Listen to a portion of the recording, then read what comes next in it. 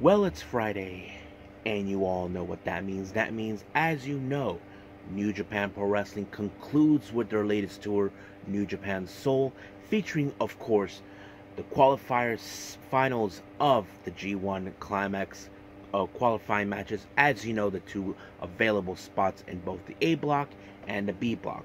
But who will walk out to enter those open positions? Well, we're just going to have to wait and see. And of course, the most anticipated title match in this particular event, the IWGP Jr Heavyweight Championship, will be defended. Can Desperado defend the belt against the highly rising star Doki? Well, we just have to wait and see as well. Then, of course, we move on with Rampage. As you know, we are now set to find out who will join Willow Nightingale at the Owen Hart Foundation finals in Calgary this coming Wednesday. Will it be, of course, Hikaru Shida or Mariah May? So we just gotta wait and see until then. And then, of course, we're gonna find out who levels up on this latest episode of NXT Level Up.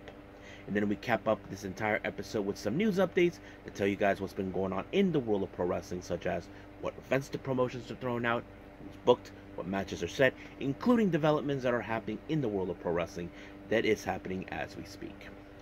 So, let's get ready for another episode of Deleted Wrestle Zone.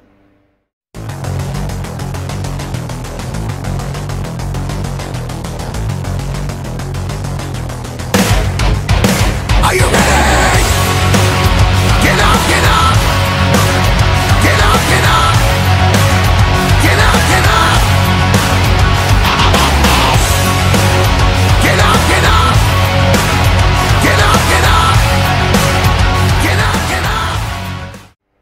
Hey everyone, welcome to Deleted Wrestle Zone, all things that is pro wrestling with AEW, NXT, New Japan Pro Wrestling, TNA, the National Wrestling Alliance, various promotions, wrestlers, matches, and championships.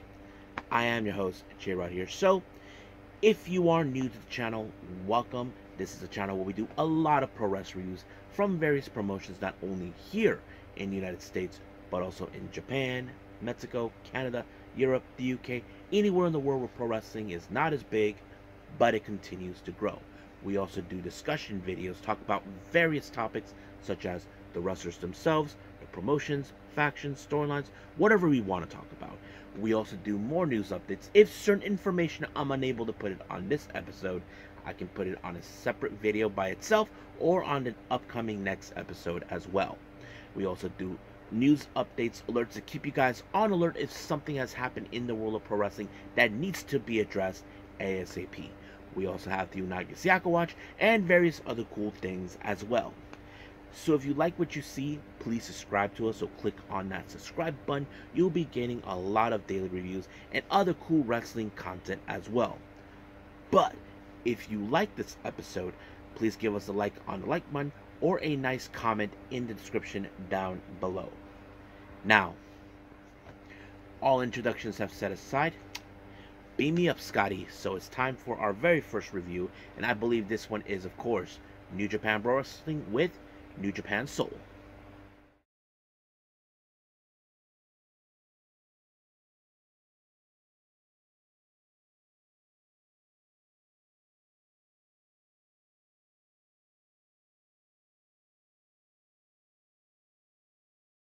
Okay, New Japan Soul. This is the conclusion of this latest tour by New Japan Pro Wrestling, and of course, it has been a great experience. Not to mention seeing who having an opportunity who will fill up in the last final two spots in, of course, in the G1, but we will find out a little bit later on that. Now, our first match we have, of course, Bullet Club members Geto and Kenta taking on TMDK, Kosa Fujita, and Zack Sabre Jr. Now, of course, this is going to be a very interesting match because we all know who the weak link in the Bullet Club is none other than Geto. He was the one who got the short straw on this one because it was Kosa Fujita once again with the abandoned hope that put him away, allowing for him and Zack Sabre Jr. to pick up the win. Next up, we got just 5 guys consistent of Taka Michinoku,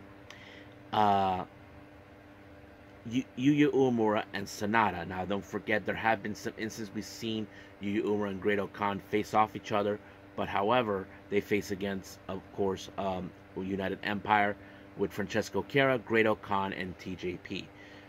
It was a pretty good match, not to mention seeing Taka take on, of course, Francesco Chiara, but unfortunately, it was Francesco with the, of course, fireball, allowing themselves to pick up the win.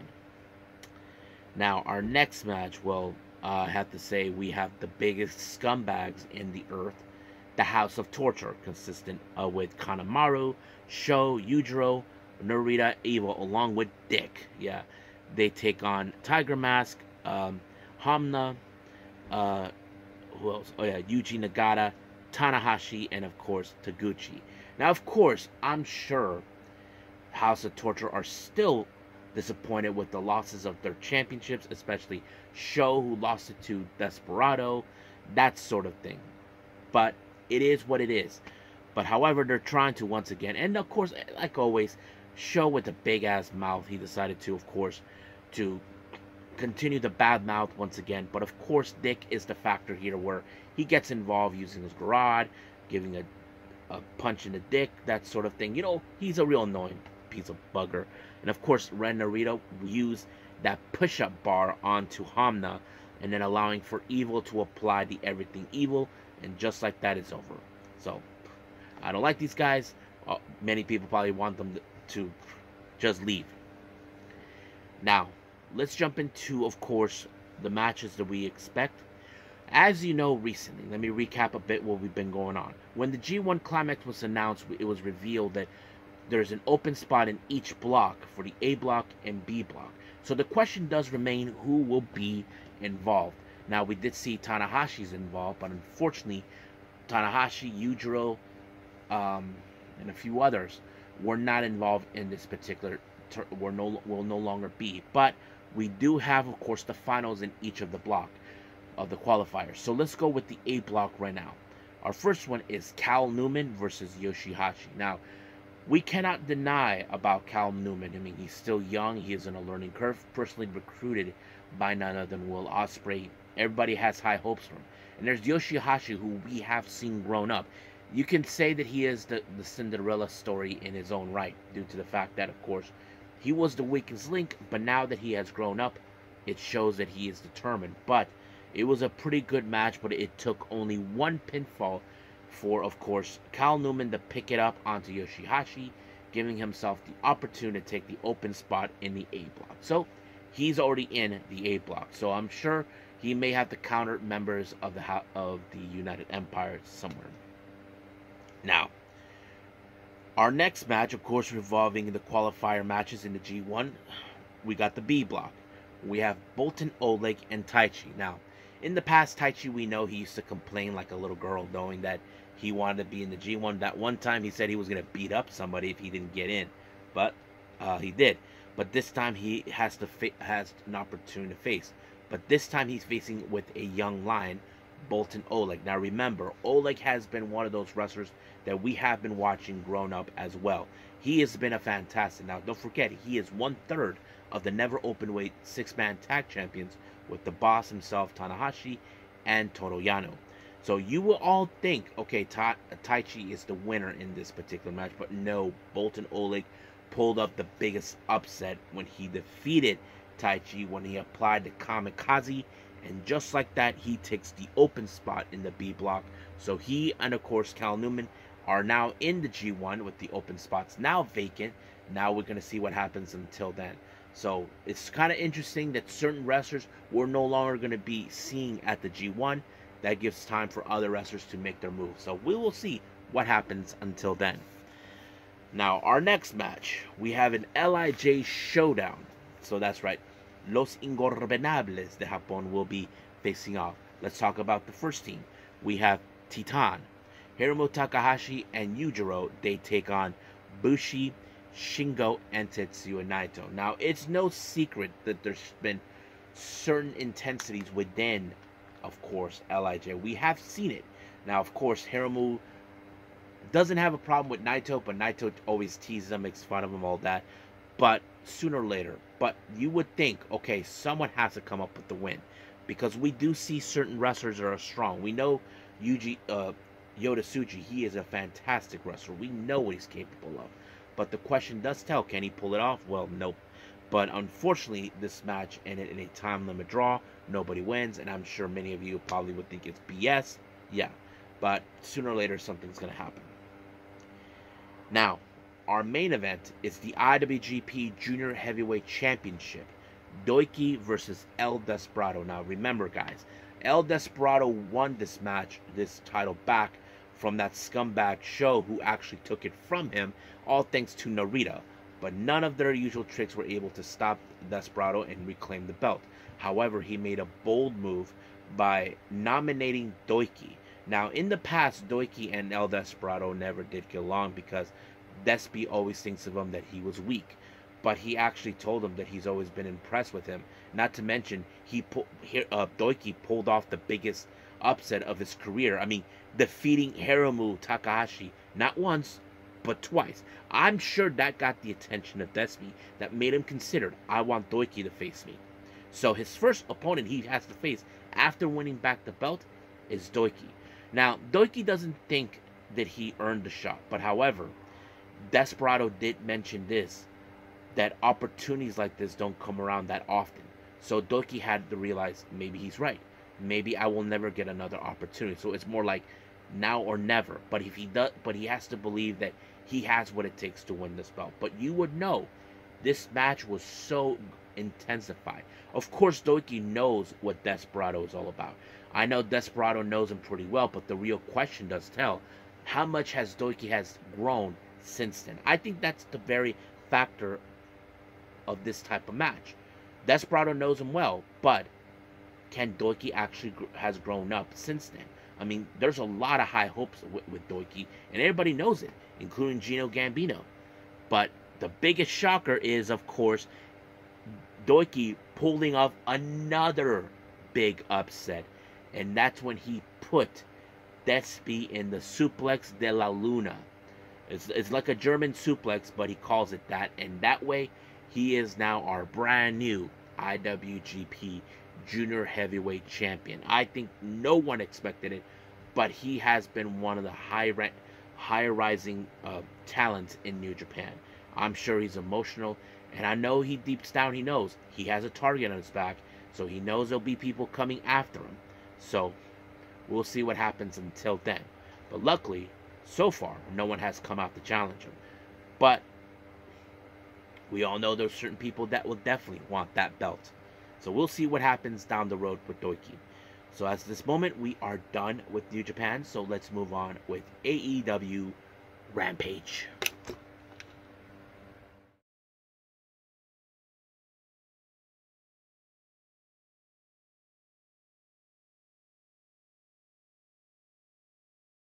Okay, AEW Rampage. Opening match, Rush versus Commander. Now, of course, Rush is the one guy you don't want to mess around. Of course, he's the one dude you don't want to be in this path of destruction, because he's all violent and all business. Now, you would think Commander, who is one of the highly recognizable high flyers, would definitely try to dodge him. Well, you would think that would have been a possibility, but no. Rush was able to pick up the win by, of course, doing the usual. You mess with the bull and you get the horns. So basically, Commander got the horns. As soon as he picked up the win from that, of course, he dragged Commander's body right in front of Don Callis, who was doing the commentary. So basically, it would make sense. However, it was later did reveal that apparently Rush and Don Callis are now in business together.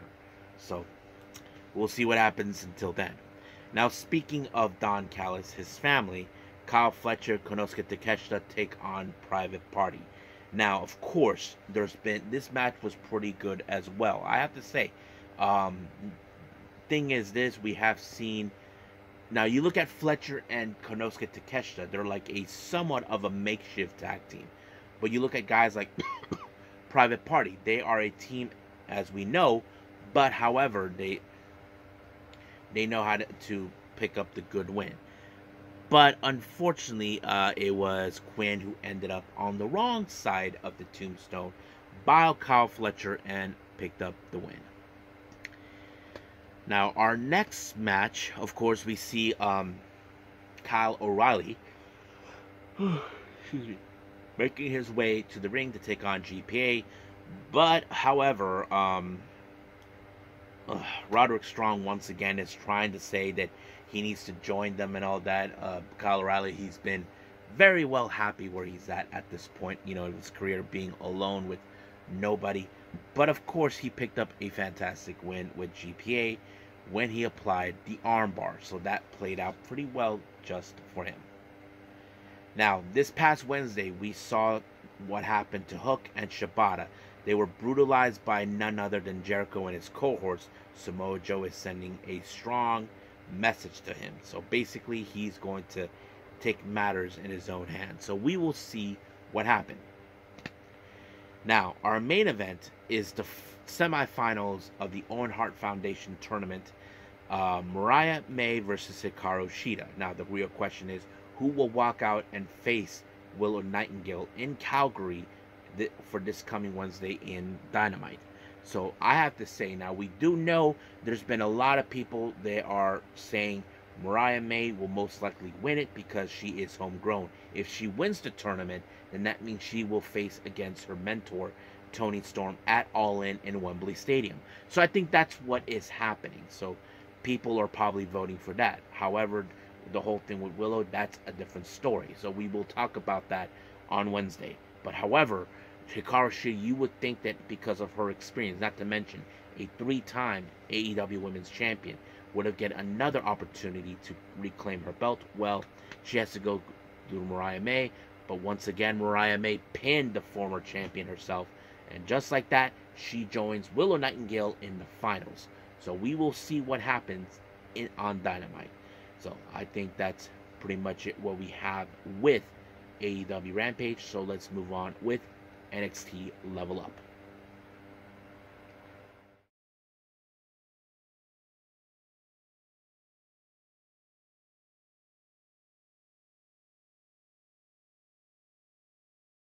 Okay, so who levels up on this latest episode of NXT Level Up? Let's find out. Our first match, we have Josh Briggs versus Shallow Hill. I have to say, Briggs, he looks fantastic. I know he is determined to get back on top. Now, the last time we saw him, he was viciously attacked by Sean Spears last time, so that practically, we don't know what's going to happen for there. We don't know what was the main reason now that he returned to NXT Level Up, but he was able to pick up the win with Shallow Hill when he applied a big lariat, and just like that, he picked up the win. Now, before our next match, our interviewer, Kelly, meets with, of course, Tyra May Steele. Now, she will be in the next match against Ren Sinclair. Of course, she's excited. Recently, I did hear her name before on social media, but yes. But she faces against Ren Sinclair. Now, of course, the obvious thing is these are ladies that still haven't picked up the win. Ren Sinclair has been for a short time with, of course, with NXT Level Up for a while. We have seen her on NXT, but you would think she probably most likely went up the belt. Well, she did, because somehow she was able to pick up a counter roll up onto Steele, and just like that, she picked up the win. So we will see what happens, what Ren Sinclair will go. Now, our next match, we have Luca Crucifino taking on Uriah Connor. So this is a very interesting matchup. Now, of course, Uriah Connor, we all know who he is, his background, all that. And then we've got Luca Crucifino, the Casaneri, hopefully I pronounce it right, and a member of the Don Callis family. So the obvious thing is, you tell, can Luca pick up the win for the family? Well, that will probably be the bigger case. But the biggest mistake in this match was Connor attempting to get in the face of the Don. So he got in his face, not punching him, but removing his hat and all that. But because of distraction, did allow for Luca Crucifino to pick up the win when he pinned him, and just like that. So I think Connor got too cocky to confront the Don, but that's his own fault. So that was a big win for, of course, with Crucifino. We'll see what happens down the line with the family. So until then, we are done with every review. So let's do our last and final thing, news updates.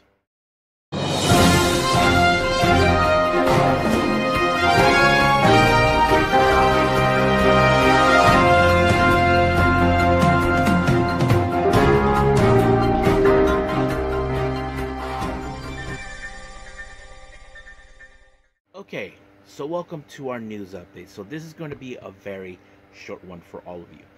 Now, let's talk about updates with West Coast Pro. As you know, later on this month, on July 20th, we have that collaboration event that West Coast Pro will do with Deadlock Pro Wrestling and Prestige.